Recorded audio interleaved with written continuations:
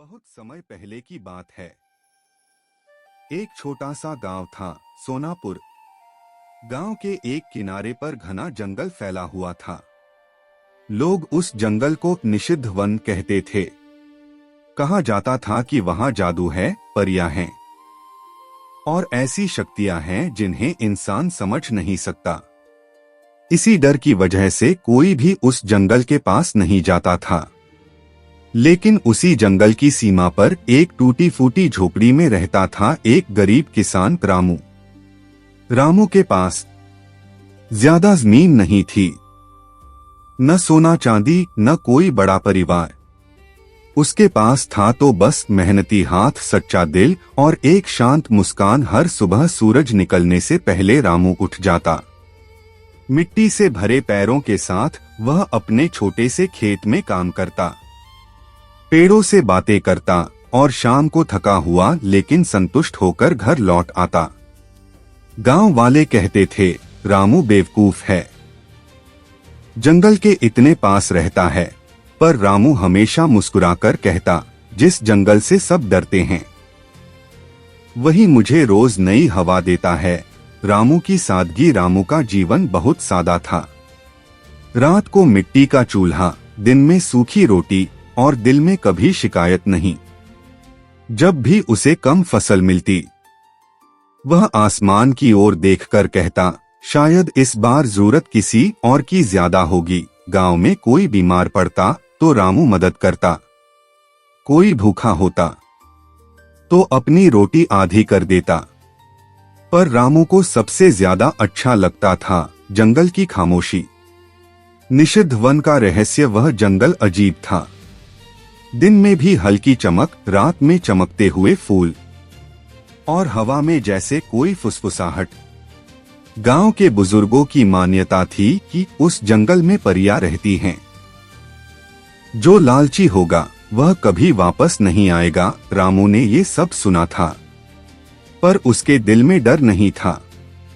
उसके लिए जंगल एक दोस्त था, एक शरण थी, एक रहस्य जो डरावना नहीं बल्कि सुंदर लगता था। वह पहली रात। एक रात की बात है, पूरा गांव गहरी नींद में था। आसमान में पूरा चांद चमक रहा था। रामू अपनी झोपड़ी के बाहर बैठा था। हवा कुछ अलग थी, मीठी, ठंडी और चमकती हुई। अचानक उसे जंगल से हल्की हंसी सुनाई दी। ही। रामू चौंका। उसने इधर उधर देखा। कौन है? उसने डर के बिना पूछा। कोई जवाब नहीं। फिर अचानक जंगल के भीतर एक नीली रोशनी चमकी और पेड़ों के बीच से कोई आकृति धीरे धीरे बाहर आई। पहली झलक वह कोई इंसान नहीं थी।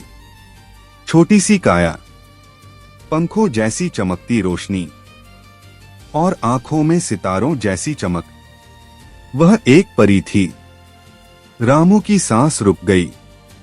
लेकिन अजीब बात यह थी कि उसे डर नहीं लगा। परी भी रुक गई। उसने रामू को देखा ध्यान से, जैसे परख रही हो। तुम डर क्यों नहीं रहे? परी ने धीरे से पूछा। रामू ने सिर झुकाया और बोला, जो सुंदर है उससे डर कैसा? परी मुस्कुरा दी और उसी मुस्कान के साथ एक नई कहानी की शुरुआत हो गई। परी का नाम, परी ने कहा, मेरा नाम निहारी है, मैं इस जंगल की रक्षक हूं। रामू ने हाथ जोड़ दिए। मैं रामू हूं, बस एक साधारण किसान। निहारी ने उसकी आंखों में झांका। वहां लालच नहीं था, डर नहीं था, सिर्फ सच्चाई थी। दोस्ती का पहला बीज। निहारी ने कहा, इंसान आमतौर पर हमें देखकर भाग जाते हैं। तुम रुके क्यों? रामू बोला, क्योंकि मैंने कभी किसी से बुरा नहीं चाहा, और जिसने बुरा नहीं चाहा उसे डरने की जरूरत नहीं। निहारी की आंखें चमक उठीं। उसने धीरे से कहा, शायद तुम वही हो जिसका इंतजार इस जंगल को था। हवा और भी ठंडी हो गई। पेड़ झूमने लगे। और उस रात एक किसान और एक परी के बीच एक अनोखी दोस्ती की नींव रखी गई। चांद अब जरा ऊपर चढ़ आया था। उसकी दूधिया रोशनी जंगल के पत्तों पर गिरकर उन्हें चांदी जैसा चमका रही थी।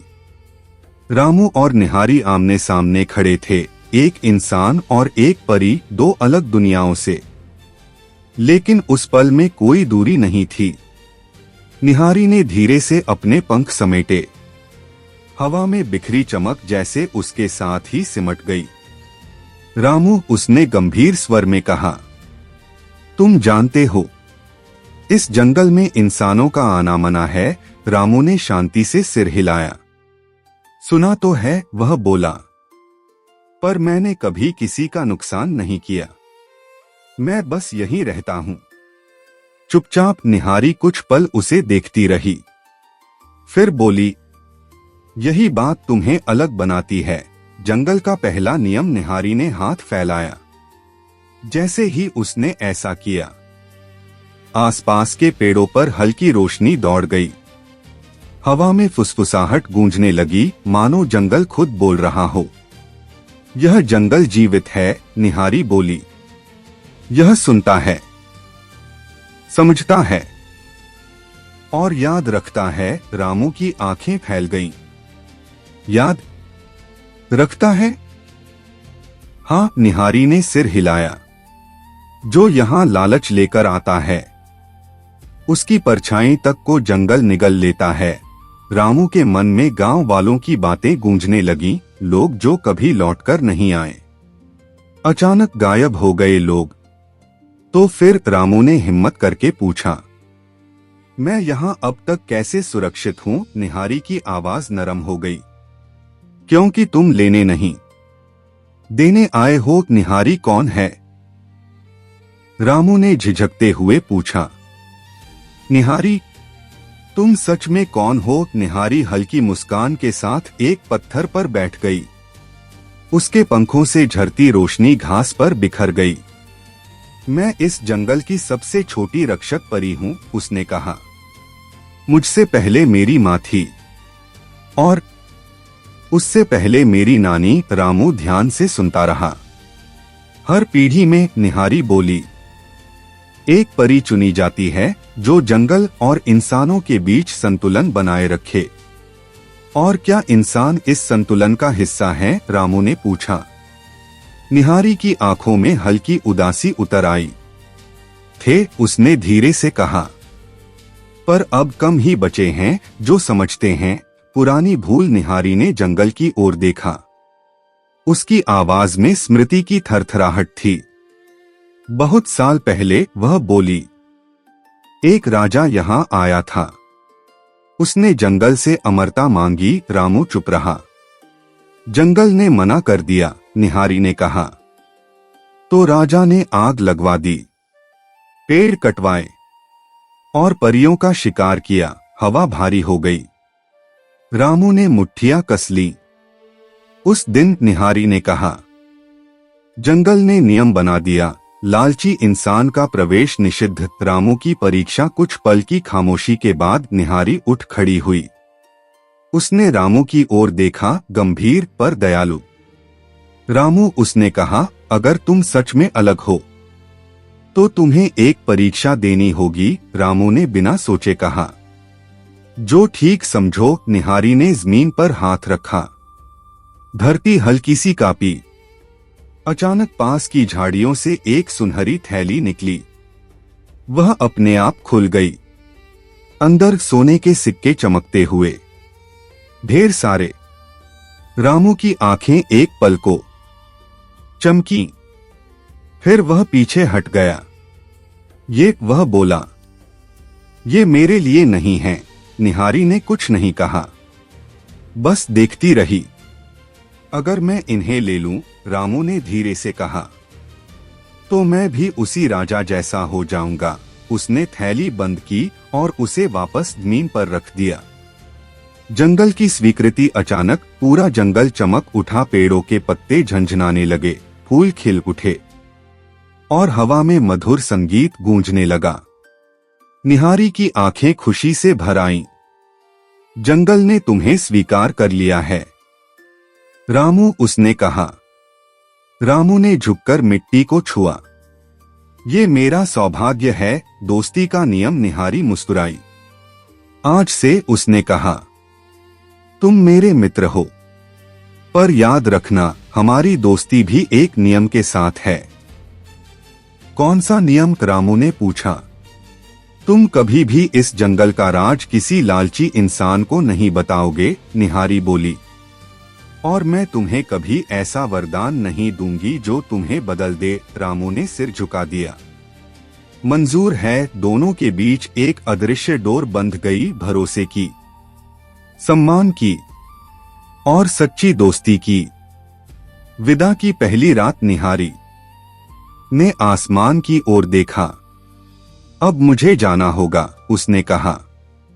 सुबह होने से पहले रामू ने हल्की उदासी से पूछा, क्या तुम फिर आओगी? निहारी मुस्कुराई। जहां सच्चाई होती है, उसने कहा, वहां परियां हमेशा लौटती हैं। एक पल में वह रोशनी में बदल गई और जंगल के भीतर विलीन हो गई। रामू देर तक उसी जगह खड़ा रहा। उसके दिल में डर नहीं था, बस एक नई उम्मीद थी। उस रात किसान की झोपड़ी के पास जंगल पहले से ज्यादा सुरक्षित था। सोनापुर गांव में उस साल बरसात रूठ गई थी। आसमान रोज बादल भेजता, पर पानी नहीं। किसानों की आंखें हर सुबह आकाश से सवाल करती और हर शाम खाली हाथ लौट आती। रामू के खेत की मिट्टी फटने लगी थी। हल चलाने पर धूल उड़ती, बीज डालने पर उम्मीद का पति। फिर भी रामू रोज सूरज उगने से पहले खेत पहुंच जाता। मिट्टी माँ है, वह खुद से कहता। माँ से नाराज नहीं हुआ करते। गांव की चिंता। गांव की चौपाल पर लोग इकट्ठा होने लगे थे। अगर 3 दिन में पानी नहीं गिरा, एक बुजुर्ग बोला, तो गांव छोड़ना पड़ेगा। राजा से मदद मांगे, किसी ने कहा। राजा कर बढ़ाएगा, पानी नहीं देगा, किसी और ने तंज कसा।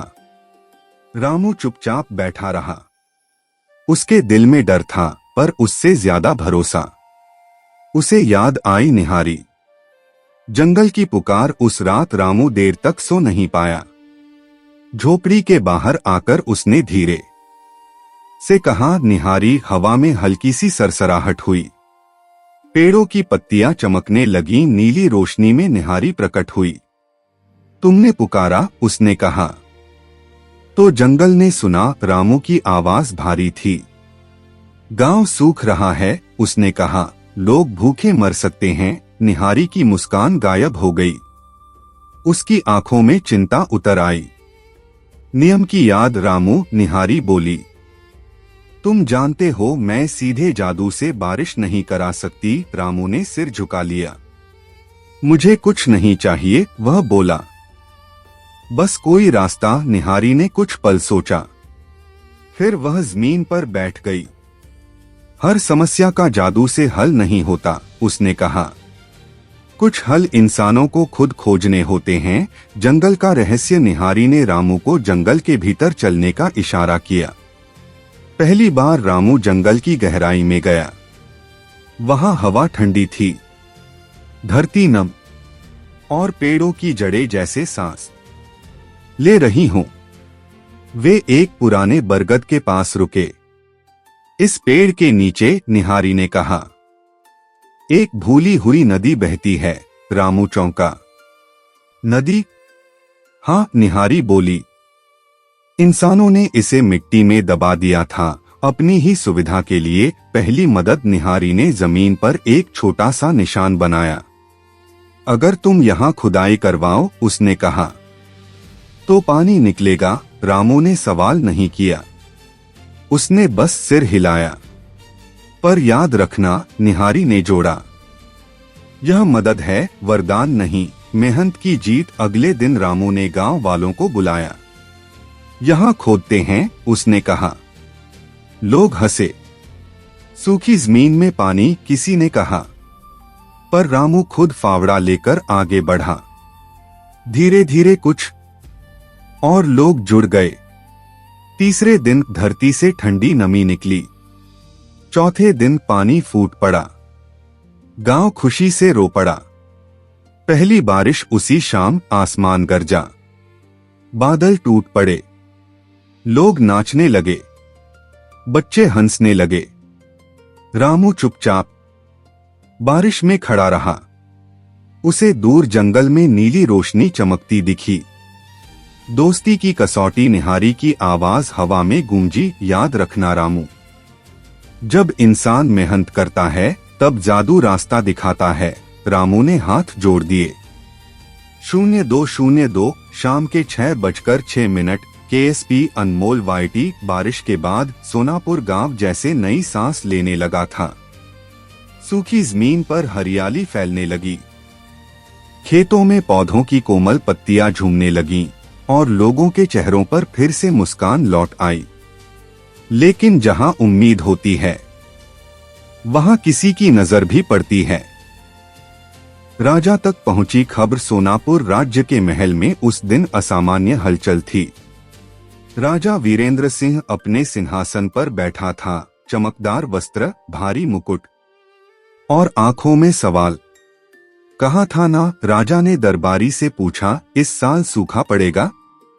हाँ महाराज, दरबारी बोला। लेकिन सोनापुर में अचानक पानी आ गया है। राजा की भौहें सिकुड़ गईं। अचानक उसकी आवाज सख्त थी। कैसे? दरबारी झिझका।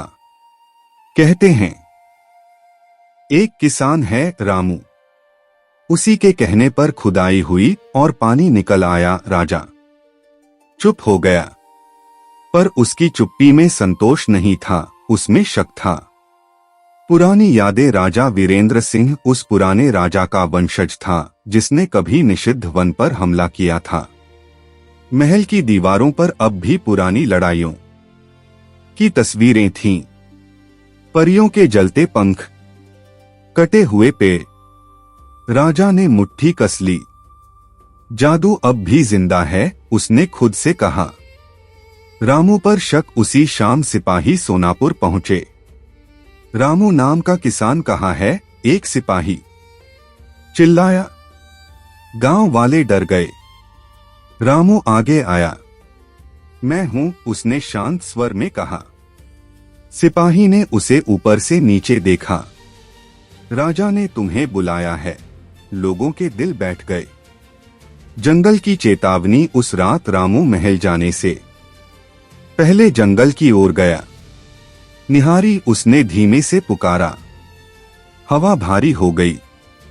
निहारी प्रकट हुई, लेकिन इस बार उसकी आंखों में चिंता थी। राजा को सब पता चल गया है, उसने कहा।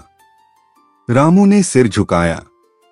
मुझे पता था यह दिन आएगा। सच्चाई का बोझ। रामू, निहारी बोली। राजा लालची है।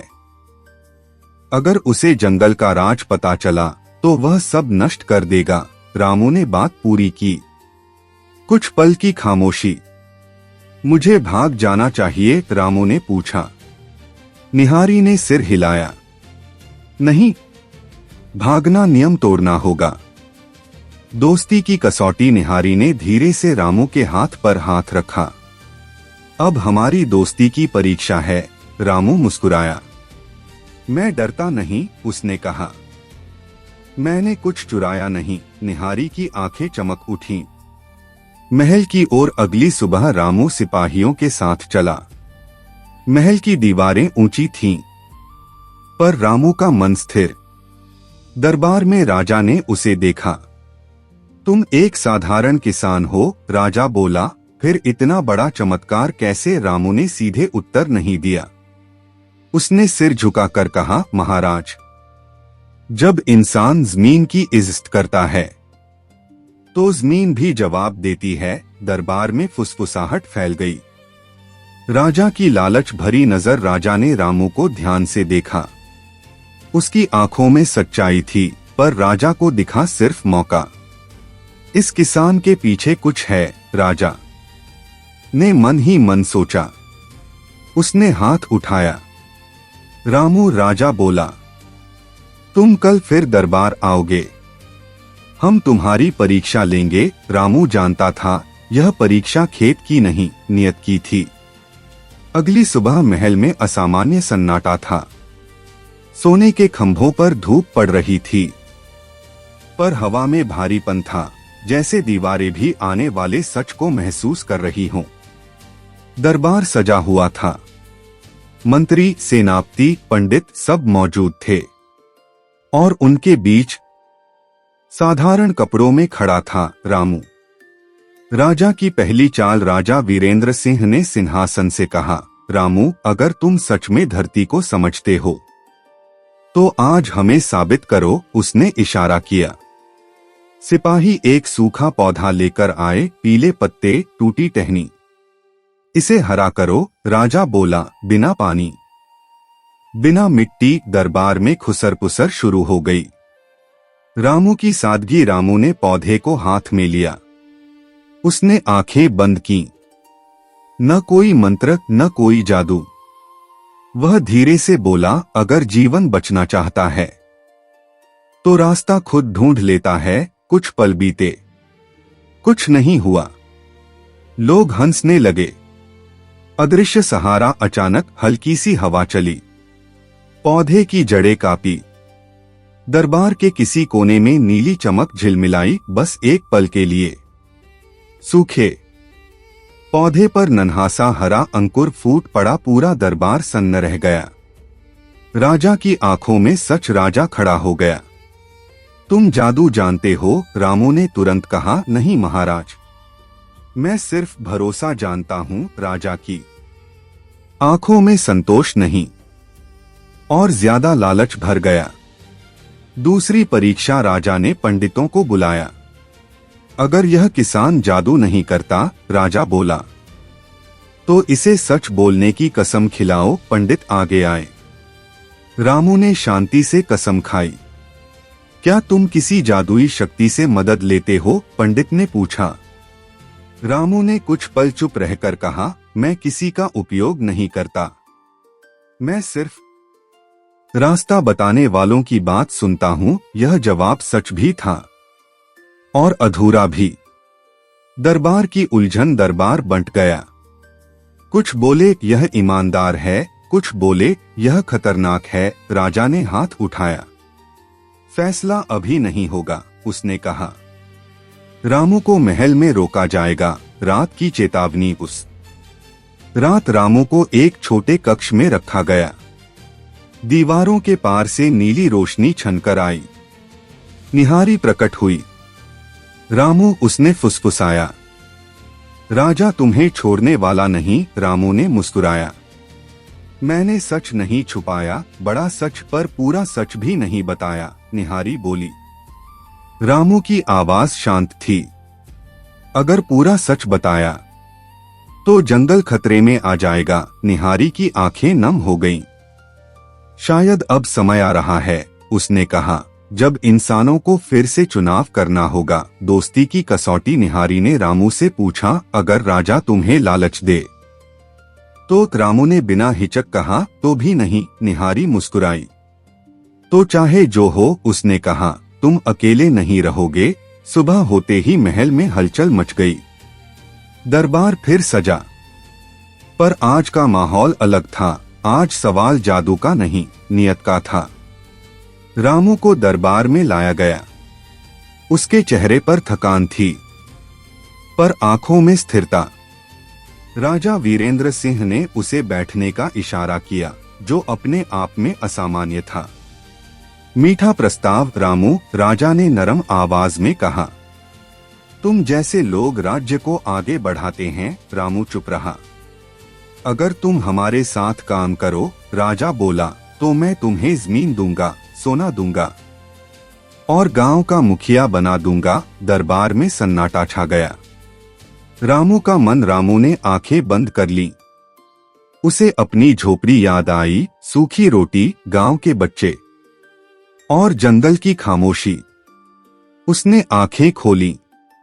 महाराज, वह बोला, मुझे ये सब नहीं चाहिए। दरबार में हलचल मच गई।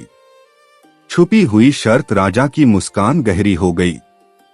बस एक छोटी सी बात, राजा ने कहा। उस जंगल का रास्ता बताओ। रामू समझ गया, यही असली सौदा था। इनकार। रामू ने सीधा राजा की आंखों में देखा। नहीं एक शब्द, पर उसमें जंगल की ताकत थी। राजा का चेहरा सख्त हो गया। सोच लो, राजा बोला। इनकार की कीमत भारी होती है। रामू शांत रहा। निहारी की चिंता। उसी रात निहारी आई। उसके पंखों की चमक मध्यम थी। रामू, उसने कहा, अब राजा तुम्हें खतरा समझेगा। रामू ने हल्की मुस्कान दी।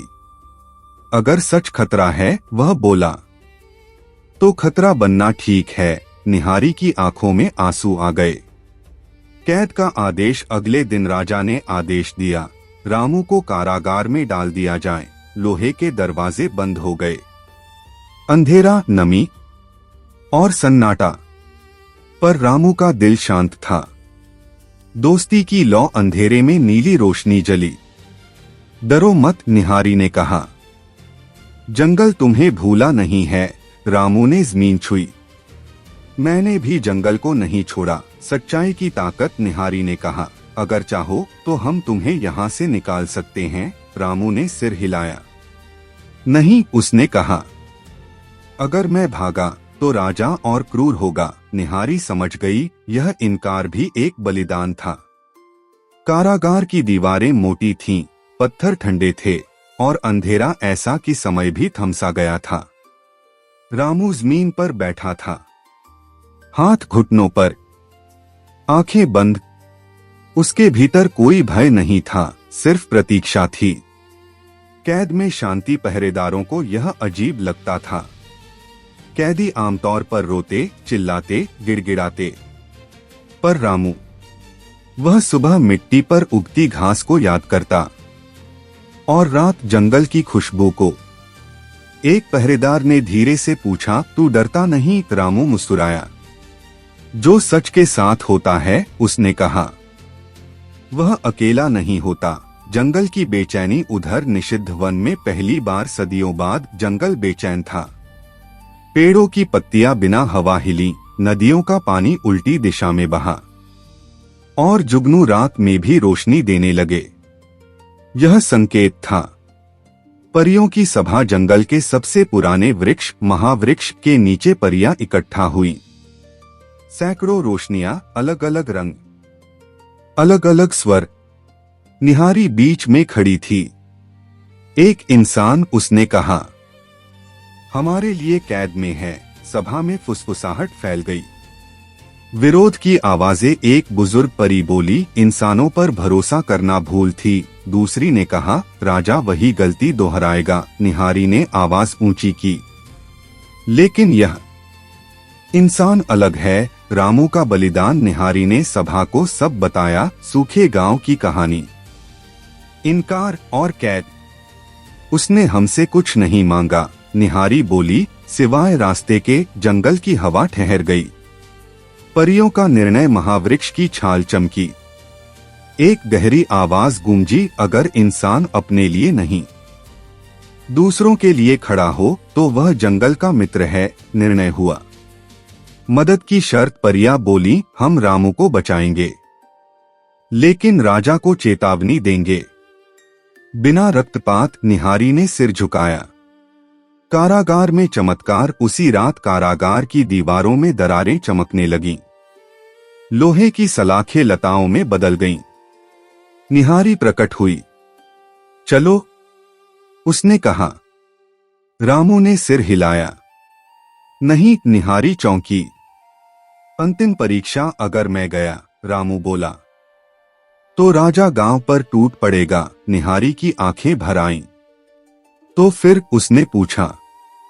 रामू बोला, राजा को डर नहीं, आईना चाहिए, नया रास्ता। निहारी समझ गई। तो हमें जादू नहीं, उसने कहा, सच दिखाना होगा। जंगल सहमत था। महल की रात असामान्य रूप से शांत थी। दीपक बिना हवा के कांप रहे थे और दीवारों की परछाइयां जैसे किसी अदृश्य सत्य से भागना चाहती हों। राजा वीरेंद्र सिंह अपने कक्ष में अकेला था। नींद उसकी आंखों से कोसों दूर थी। उसी क्षण फर्श पर हल्की नीली रेखा चमकी। सच का आईना। हवा में से एक आईना उभरा। साधारण नहीं, उसकी सतह पानी जैसी लहराती थी। आईने में राजा ने खुद को देखा, पर वह आज का राजा नहीं था। वह वही पुराना राजा था जिसने जंगल जलवाया था। राजा पीछे हट गया। यह झूठ है, वह चिल्लाया। आईने ने जवाब नहीं दिया। उसने दिखाया सच का दृश्य। आईने में जलते पेड़, भागती परियां और एक बच्ची परी जो रोते हुए कह रही थी, हमने कुछ नहीं छीना था। राजा के हाथ कांपने लगे। स्मृति का बोझ। आईना बदला। अब उसमें दिखा आज का राजा, कर बढ़ाते हुए, गरीबों से अनाज छीनते हुए और सैनिकों को जंगल की ओर भेजते हुए। राजा गिर पड़ा। बस वह चीखा। निहारी का सामना। नीली रोशनी में निहारी प्रकट हुई। यह आईना, उसने कहा, सजा नहीं देता, यह बस सच दिखाता है। राजा की आंखों में डर था, पर पहली बार लालच नहीं। राजा का सवाल। वह किसान? राजा ने कांपती आवाज में पूछा। वह अब भी जिंदा है। निहारी ने सिर हिलाया। और अगर मैंने उसे माफ कर दिया? राजा बोला। निहारी बोली, माफी शब्दों से नहीं, कर्म से होती है। चुनाव की घड़ी। आईना आखिरी बार चमका। उसमें दो रास्ते दिखे। जंगल पर हमला, राज्य का विनाश, रामू की रिहाई, संतुलन की वापसी। राजा देर तक देखता रहा। राजा का झुकना। राजा ने धीरे से मुकुट उतारा। पहली बार उसके सिर से बोझ उतरा। रामू को छोड़ दो, उसने सैनिकों से कहा, और जंगल की सीमा पर कभी कदम नहीं रखेंगे। जंगल की सांस। जैसे ही आदेश दिया गया, जंगल की हवा हल्की हो गई, नदियां शांत हुई और महावृक्ष स्थिर। निहारी ने आईने को मिट्टी में बदल दिया। स्वतंत्रता की सुबह। सुबह की पहली किरण के साथ कारागार का द्वार खुला। रामू बाहर आया। उसने आसमान देखा, फिर जंगल की ओर। नीली रोशनी मुस्कुरा रही थी। सूरज की किरणें महल की ऊंची खिड़कियों से छनकर रामू के चेहरे पर पड़ी। कारागार की ठंडी दीवारें अब सिर्फ एक याद बन गई थीं। रामू ने गहरी सांस ली और बाहर की ओर कदम बढ़ाया। गांव में लौटना। गांव वाले सुनकर बाहर आ गए। रामू। बच्चों की आवाजें गूंज उठीं और बुजुर्गों की आंखों में आंसू।